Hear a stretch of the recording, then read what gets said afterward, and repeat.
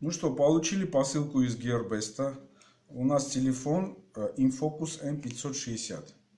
Причем модель уже вышла из производства, как мы знаем. Нигде не было возможности купить. Я ее искал долго. И как-то получилось случайно. На Gearbest появилась всего одна модель на сайте. И я ее быстренько купил. Раскроем. Это вот переходник для розетки. А это сам телефон. Ага. Здесь ничего нету. В такой пупырчатой коробке упакован.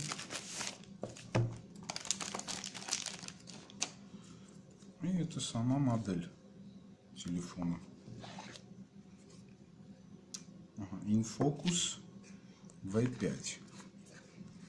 Ну, Infocus M560, как мы все знаем, в нескольких видах. Бывает 560, M808 и V5. Ага.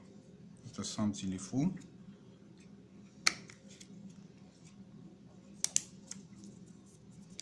Так, здесь снимем. Что-то не выходит. Ага. Вот телефон.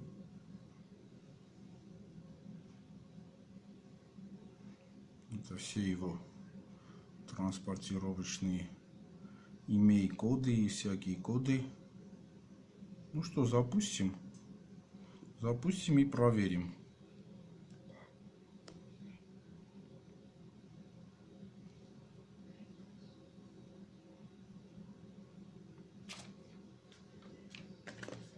Посмотрим, что есть еще в коробке. В коробке его находится кабель для розетки, для включения зарядки, и Infocus зарядочник. Вот так вот подключается.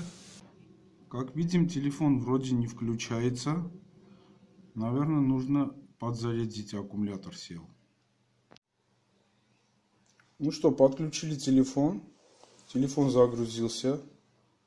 Пока что все на китайском у нас.